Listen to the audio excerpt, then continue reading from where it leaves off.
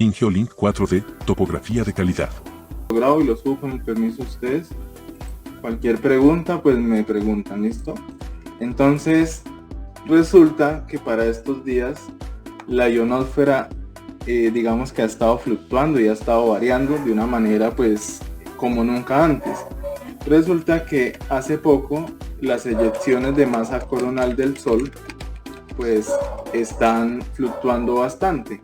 Una eyección de masa coronal, pues, como su nombre lo indica, pues es una, digamos que el Sol empieza a perder masa por los procesos, pues, de fusión nuclear que sufre, ¿sí? Digamos que eso es normal en el Sol. Ese ciclo dura aproximadamente 10 años. Resulta que ahorita estamos en los picos máximos de eyección de masa coronal. Digamos que yo no soy astrónomo, pero pues uno lo que hace es leer, ¿sí? Y esta noticia es nueva, ¿sí? Entonces, por ejemplo, ustedes pueden ver videos, es algo pues bastante interesante, ¿sí? Una eyección pues obviamente afecta las comunicaciones, principalmente satélites, ¿sí? Entonces, obviamente, a los picos máximos de eyecciones son para el año 2025. Lo que es 2024 y 2025 tenemos grandes eyecciones de masa coronal, ¿sí? Entonces, pues miremos, por ejemplo, qué es una eyección. Ustedes escuchan el audio ahí, ¿cierto?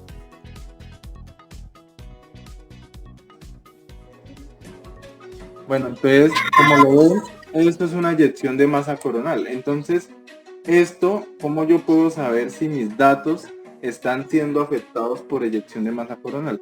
Entonces, el día Qué de pena, ayer... Santiago.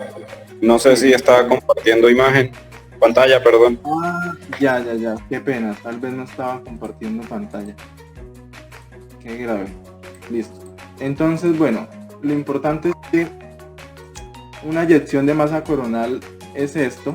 Aquí tienen al Sol, y pues el Sol obviamente es un proceso normal cada 10 años, y él mantiene haciendo esos procesos, son normales, o sea, eso no es que tengamos que pues asustarnos, que siempre es el fin del mundo, no. Obviamente son procesos que cada 10 años cumplen su ciclo, así como la Luna tiene un ciclo lunar que es de 18.5 años, que es lo que hace que afecten las mareas. El Sol también tiene un ciclo solar que dura 10 años. Ahorita ese ciclo máximo es a los 10 años para el año 2025. Entonces vamos a estar, digamos que nuestros datos se van a ver afectados. Entonces, por ejemplo, el día de ayer un cliente me envió unos datos, es un cliente muy curioso, y pues me preguntó: ingeniero, venga, mi base N-Trit está siendo afectada por el efecto multicaminos. Entonces es una pregunta que yo debo ser capaz de responderle a él. Entonces yo le dije: hágame un favor, tómese 12 horas de datos, tómelos en la noche, porque supongo que en la noche está tranquila la noche, y pues con eso puedo ver el efecto multicaminos. Entonces él me ha enviado unos datos para el 11 de octubre, que son unos datos de la base N-Trit en formato RTCM. El formato RTCM es un formato de radionavegación, de corrección en tiempo real, es un formato estándar, sus siglas significan Radio Technical Commission Maritime, es un formato estándar para N-Trit. Entonces yo lo que hice aquí fue decirle: bueno, como su equipo está configurado en RTCM, pues necesitamos convertir eso a datos RINES para poderlos analizar. Entonces una estación permanente de N-Trit sí genera datos RINEX.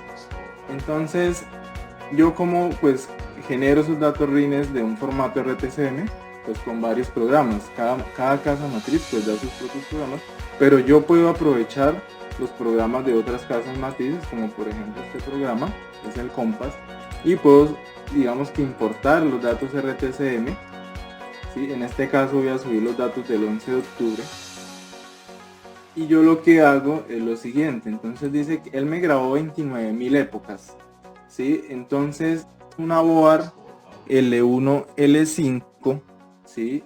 Realmente es una board mucho mejor que L1 L2, ya lo hemos demostrado con nuestros análisis de campo. Y aquí yo lo que puedo decirle a este es que me haga pues un análisis de datos, ¿sí? Este programa me permite a mí analizar la integridad de los datos, el efecto multicaminos para las señales, pero no es del todo completo porque obviamente estos datos no pertenecen a esta casa matriz. Realmente este programa es de la casa matriz de CONNAP.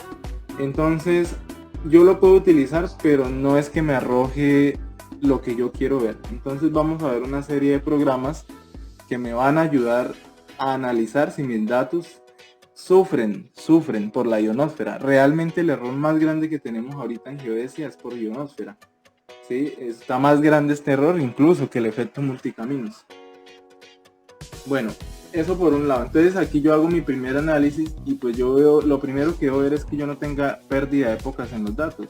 Es decir, que mi sistema o mi OAR está funcionando bien y no me está perdiendo datos. Aquí también puedo ver la integridad de los datos, es casi un 100%, de posiciones calculadas, un 98% de posiciones. Los saltos de ciclos, pues digamos que es bien, pero aquí el MP1 no me lo muestra.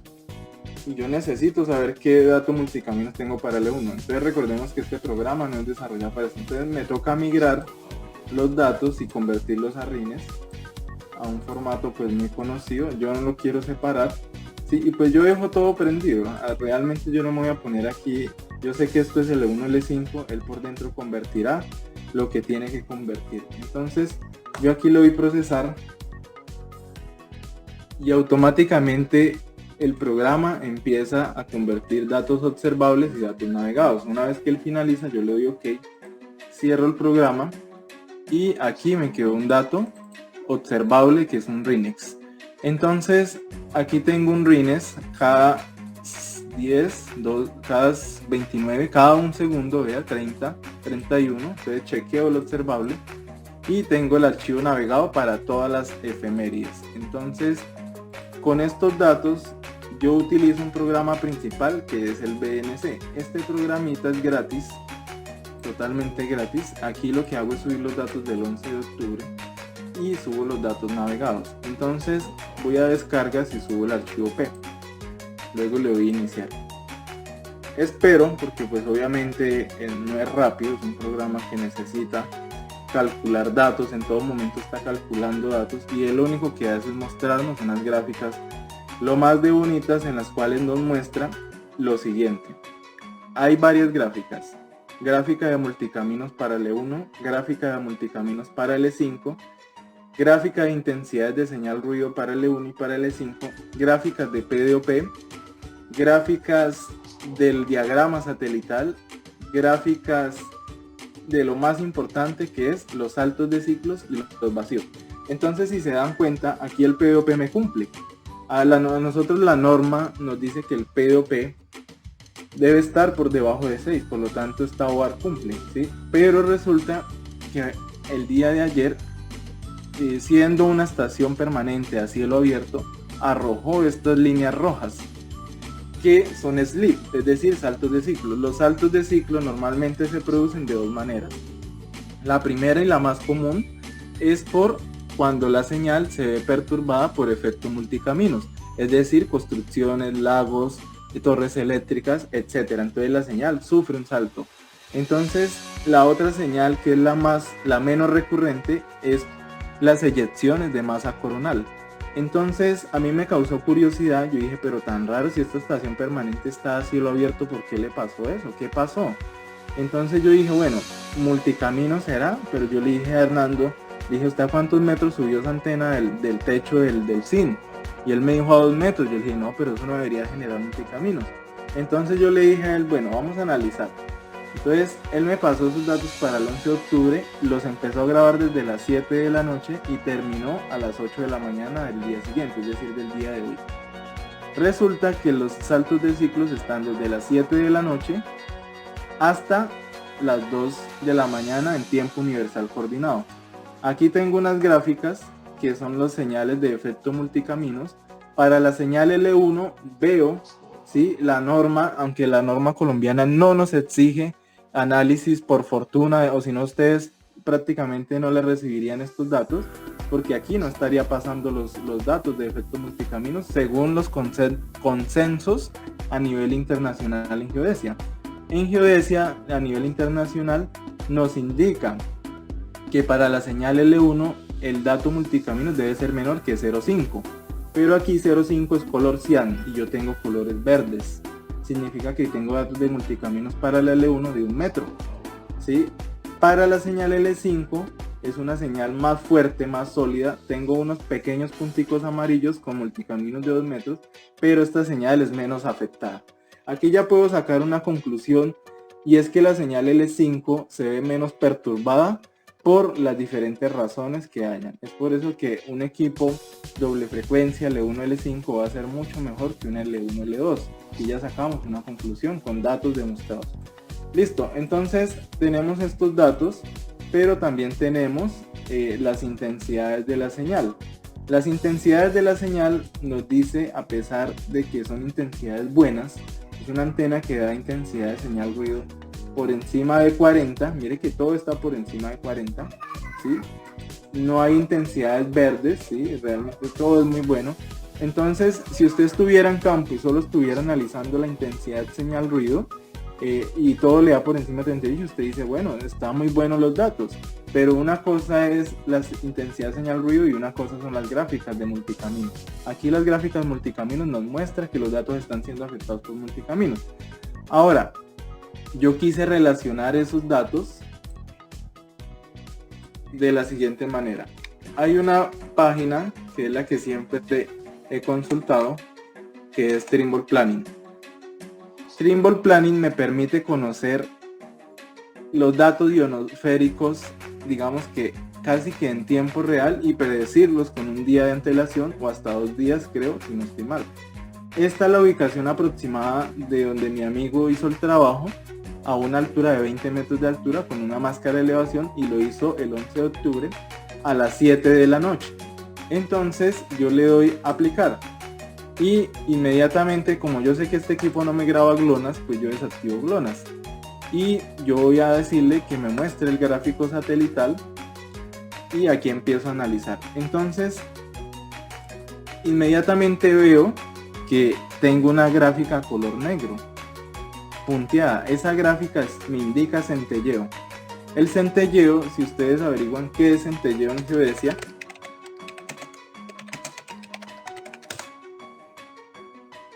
centelleo es un error atmosférico. ¿Y qué lo produce? ¿Qué produce el centelleo? Centelleo, a ver, no tenía esa definición lista, pero vamos a abrir cualquier página. Vamos a hacer de cuenta que ustedes entraron a la web y empezaron a averiguar. Dice que la ionosfera se encuentra en la parte ionizada y puede afectar las señales de radio que en ella se propagan. Bueno, y el centelleo ionosférico produce una degradación de las señales de radio que resulta perjudicial para el funcionamiento de los sistemas de comunicación satelital. Entonces ahí empiezan ya a decirnos que degrada las señales, eso de primera mano. Bueno, entonces dice, con un ángulo de elevación mayor, entonces dice, la recepción de señales de satélites de la constelación GPS ha permitido mejorar la técnica de detección de irregularidades ionosféricas por medio del centelleo, ya que al haber simultáneamente varios satélites en vistas con ángulo mayor de elevación de 10 grados, la región monitoreada continuamente es extensa. ¿Sí? Entonces, obviamente hay estaciones permanentes que están revisando el centelleo y por eso es que se puede predecir. Bueno, también pueden haber otras técnicas, pero aquí yo ya sé que desde las 7 de la noche, que fue cuando él inició, hasta las 11 de la noche hubo centelleo. Ahora revisemos la gráfica.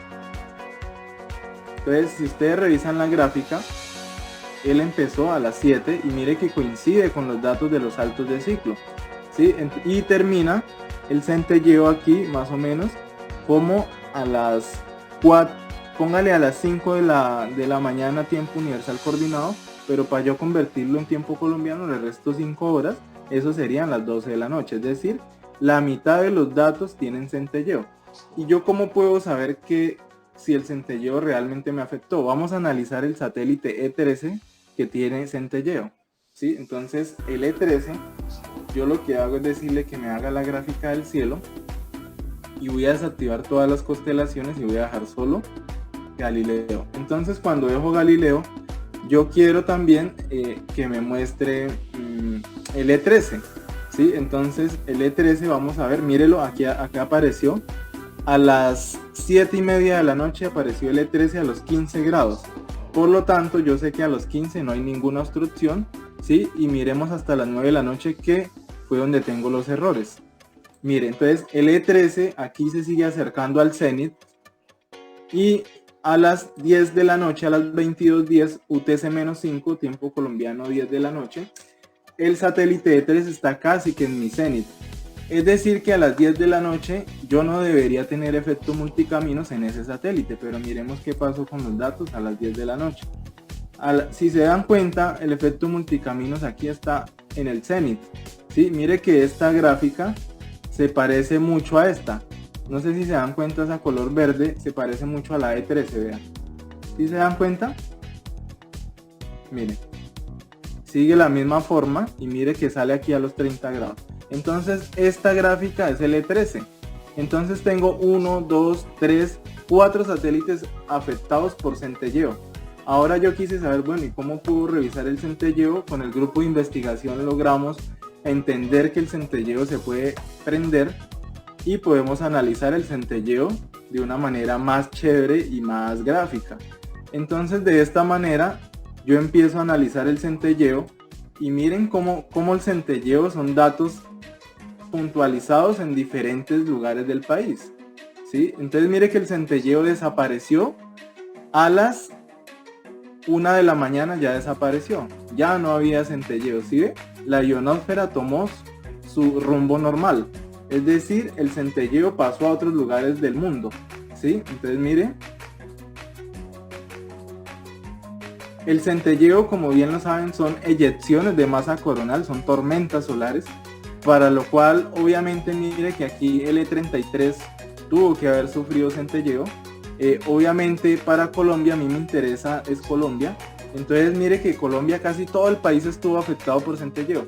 Significa que si ustedes analizan los datos o ayer hicieron un trabajo, es muy probable que tengan errores muy grandes y no les dé soluciones fijas. Entonces aquí mire, por ejemplo, para San José del Guaviare a las 7:50 de la noche el centelleo estuvo fuerte, ¿sí? Ahora miremos, por ejemplo, para Pasto estuvo fuerte. Entonces, ¿qué voy a hacer yo en próximos videos?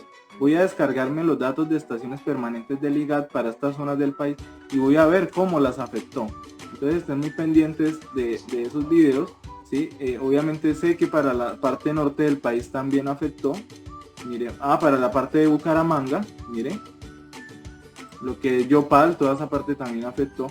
Y pues obviamente esta parte. Entonces, pero aquí yo lo que me interesa es el E13. Miren el E13 aquí, no sé si lo noten ver, aquí está. Empieza su crecimiento en la parte sur en el mundo y empieza a subir. Entonces miremos si el E13 lo coge el centelleo. Mire, el E13 va y mire dónde está el centelleo. Sube, sube, sube y mire que ahí entra a puro centelleo. ¿A qué horas ingresó en centelleo máximo? A las 8:50 de la noche. Y si yo analizo mi gráfica aquí a las 8:50 de la noche, voy a subir, las 8:50 serían 8 más 5, 13, 1:50. Entonces serían aquí. Aquí subo, el E13, ¡pum! Está rojo. Entonces, ¿coincide o no coincide? Claro que sí coincide. Entonces aquí se logró demostrar por medio del grupo de investigación de tecnologías espaciales de bajo costo que todo se puede demostrar el porqué de las cosas. Entonces aquí el E13 fue afectado, pero no solo el E13, el E15 también fue afectado. Y si miramos los datos del E15, me muestran también que el E15 fue afectado. Miremos el E15, por ejemplo, mire, aquí está afectado también. Entonces, no solo el E15, también el C46 y todos estos satélites. Entonces nosotros quisimos contraverificar estos datos. Como sabemos que el centelleo disminuyó y paró después de la madrugada, es decir, a la 1 de la mañana desapareció, pues yo le dije a mi amigo, oiga, hágame un favor, guárdeme datos desde las 6 de la mañana del día de hoy hasta las 11 de la mañana del mediodía de hoy. Sí, que yo sé que no hubo centelleo, para ver cómo se comporta, ¿sí? Entonces con eso yo demostraría que mis datos no deberían tener afectación, entonces deberían estar totalmente verdes, es decir, datos sin saltos de ciclo. Entonces, para eso yo le pedí el favor a él que me grabara los datos del 12 de octubre, del día de hoy. Aquí están, mire, 12 de octubre, y yo ya los convertí a Rinex y tengo la fecha de grabación del 2023, del 12 de octubre, a las 10:51 de la mañana, ¿sí? Con 28 segundos, pero esas 10 horas son en tiempo universal, entonces yo les debo restar 5 horas, es decir que a las 5:51 él me hizo el favor de tomar esos datos y los terminó de grabar a las 10:15:39, o sea, es decir, 15 menos 10 a las 10:39 de la mañana, es decir que con 5 horas de rastreo ya puedo detectar. Entonces inmediatamente yo eso los convierto a rines y pues los subo aquí. Entonces voy a subir los datos del 12 de octubre que en teoría no deben estar afectados por centelleo, porque la pregunta que él me hizo se terminó convirtiendo, estábamos era buscando la investigación de que si la estación permanente nos había quedado bien instalada, entonces resultamos encontrando otra cosa, o sea, serendipia. Íbamos por una cosa pero encontramos otra. Entonces aquí le damos Start y se van a sorprender que los datos de estas estaciones permanentes están totalmente limpios. Totalmente limpios. Entonces esperemos un momento que el programa calcule y analice, y de esa manera ustedes se van a dar cuenta que la teoría y la práctica van de la mano. No todo es teoría, no todo es práctica, es mitad y mitad. Entonces de esta manera se demuestra que la ionosfera, cuando hay centelleo, los datos sufren afectación. Aquí ustedes donde ven saltos de ciclo, prácticamente no hay, es muy chiquitico, vea. El E31 creo que era el que estaba afectado, mire que está limpiecito. Entonces todo está en verde, incluso el PDOP mejoró, ¿sí? Y incluso los datos de efecto multicaminos también mejoraron. Entonces aquí tengo, por ejemplo, bueno, aquí estos satélites siguen siendo afectados, me imagino que obviamente seguían ionizados, supongo, pero pues la señal L5 no está ionizada, pero ya no tengo saltos de ciclo como si los tenía antes, ¿sí? Entonces de esta manera se demostró que el centelleo sí puede afectar los datos que tomamos en geodesia y por lo tanto pueden afectar los saltos de ciclo, hacen que las señales no nos den soluciones fijas. Entonces eso es un salto de ciclo. Ahora yo quise saber, bueno, qué tan grave es, por ejemplo, ahorita los datos, sí, quiero saber valores numéricos, ya que esos cálculos solo me muestran valores gráficos. Hay programas más avanzados como por ejemplo el Ringo, sí, entonces yo lo que hago es cambiar la ruta, por ejemplo, y yo, por ejemplo, quiero que me dé datos avanzados utilizando otro programa, sí, digamos que a futuro les puedo mostrar eso, pero esa era la idea, mostrarles que nuestra estación permanente pues sufrió obviamente por centelleo, pero ya después demostramos que al activar obviamente los datos de centelleo después en horas de la madrugada, los datos mejoraron porque ya no había centelleo. Entonces eso era lo que quería mostrarles. El día de mañana o más tarde, cuando publiquen los datos de otras estaciones permanentes del país, haremos un respectivo video y también se los compartiremos. Bueno, eso sería todo lo que quería mostrarles. Muchas gracias. Este video pues los voy a subir para los que de pronto no pudieron asistir.